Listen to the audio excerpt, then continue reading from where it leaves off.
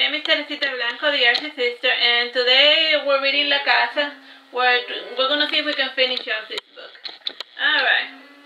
The night fell, and with it the rising moon. Since the children liked their own beds, the family and Camila took a horse carriage home. Despite the shading trees, the kids got sunburned.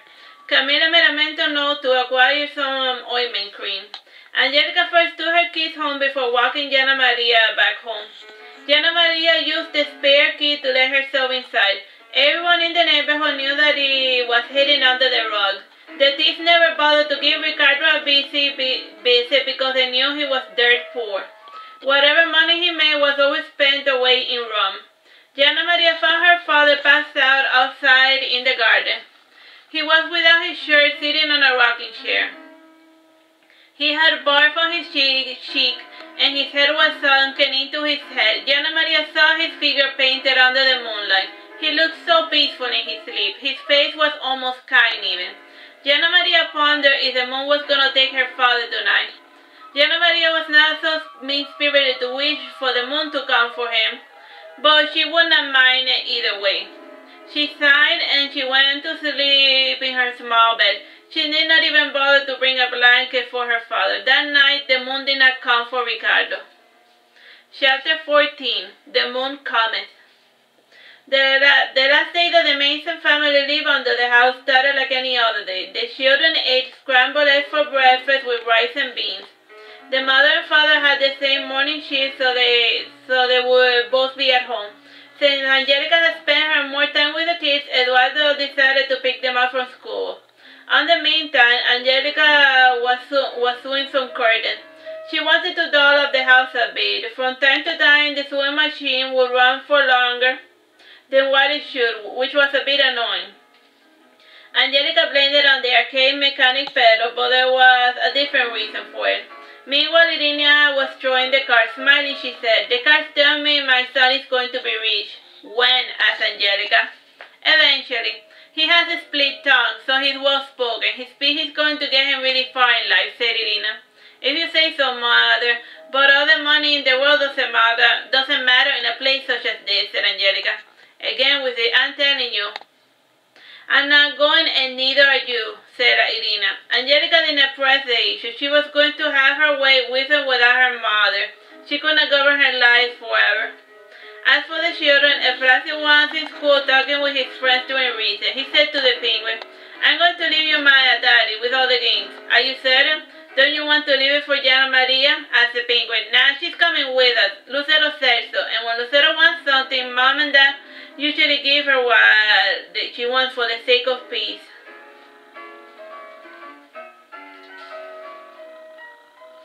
Inside a classroom, Lucero was talking with Miss Perez. She said to her, "Can I have your daughter?" "For sure, for how long?" asked Miss Perez. "Forever," said Lucero. "No, are you insane?" asked Miss Perez, laughing. When laughed at, Lucero changed her candid tone. Her face and it shifted into a frown. She then said, "When I'm gone, I want to get Jasmine all of my dolls." "I don't think you're going to die anytime soon, Lucero. I hear that you're actually getting better," said Miss Perez. "Better, yes, but you never know," said Lucero. Afterwards, she knocked on wood to remove the bad thoughts.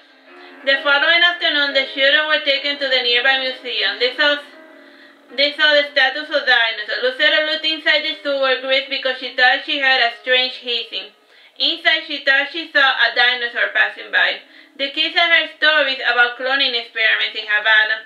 It did not seem too impossible to imagine that the Cuban government already had living, breathing dinosaurs. The thing in the sewer was actually just a crocodile. When late afternoon came, Eduardo was there to receive his children. While they were walking back home, they were practicing the colors by describing the houses. The kids already knew all the colors. Still, this was part of their happy routine with their father. Everything was going well till Eduardo saw a dog passing by. His heart started to race, and so he picked up both his children in order to try to keep them safe from the dogs. In response to his fear, all Silverdog came to bark at him, and so did all of the other dogs of the packs. The dogs were responding to Eduardo's fear. Eduardo panicked and Eufrasio panicked, and he started yelling, "Dad, run, run!" And so Eduardo did run. though he felt when Silver pulled at his sock. The fall caused Eduardo to land on top of his daughter with Euphrasy on top of him. Lucero started crying and the dog smelled the blood. Silver, feeling sad, decided to spare the girl, with all of the dogs following behind him. Eduardo picked at his daughter, and he saw that her shirt was stained red. Worried, he opened it, and he saw that the girl had a terrible scrape. Other than that, she was fine. He said, "Oh God, what am I going to tell your mother?" Lucero, still crying, said, "I want ice cream." "I will get you some, but first let's get you cleaned up, okay, honey?" said Eduardo. Euphrasy smiled when he noticed Lucero crying while asking for ice cream. Lucero had a high tolerance for pain, so she mustn't have been in a lot of pain if she was malingering to get ice cream. After the father arrived home with his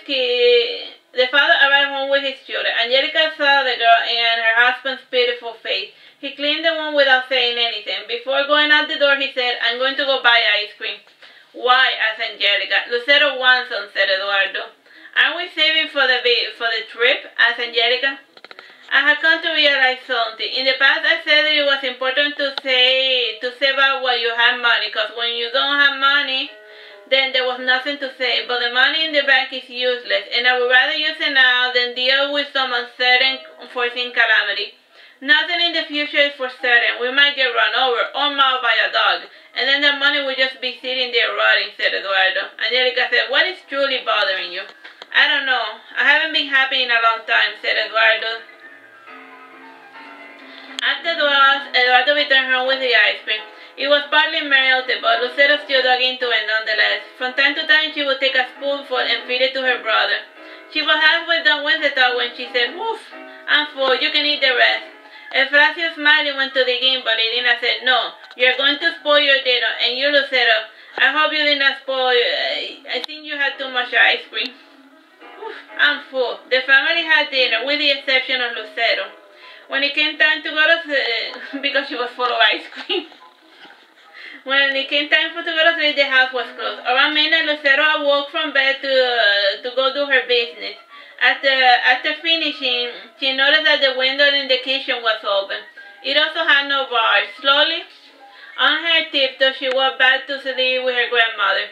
Standing over Irina was the shadow with a mask as pale as moonlight. Lucero noticed the man, and the man saw Lucero. Bros froze on the spot, tense. Lucero's cold blood kicked in.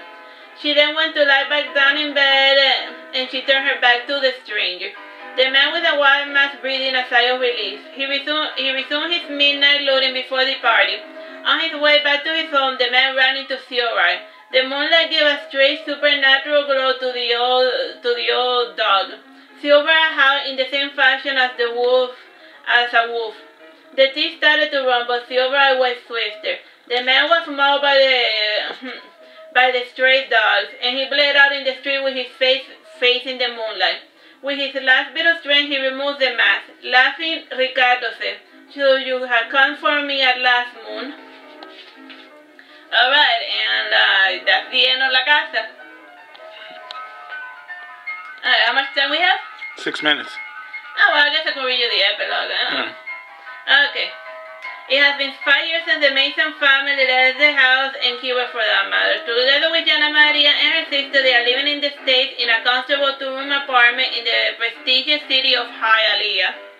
During their first year in the States, the family were homeless. Eventually, a CIA spy threw them a bone. With his help, they were able to move into a small apartment. They are far more cramped than they have ever been, especially with 2 extra children. Jana Maria and her sister Philip became fully orphaned after their mother got the news of what happened, that Ricardo got mauled by Silver. In a fit of sadness, Jana Maria's mother ate and ate. She ate so much that her stomach ruptured and he died. It was a rare cause of death, especially in a country such as Cuba where food is scarce. Still, it has been known to happen. Angelica had by now made peace with her mother, and she had reconciled her feelings of resentment. She had even quit smoking. Irina too no longer smoked, in part because they did not have true Cuban cigars in the store. She could tell by the smell. if she was gonna smoke something, it was gonna be something that she really liked. Artsy was getting straightened, and he was also in a debating. And from Cuba, he had learned to be careful with what he said. As for Lucero, she had picked up the habit of painting and drawing, and she was in the process of designing her original character for one of her comic books, and her brother was also helping in that department.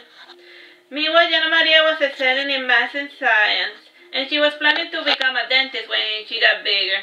The entire family was saving up to go to Disney World for the first time.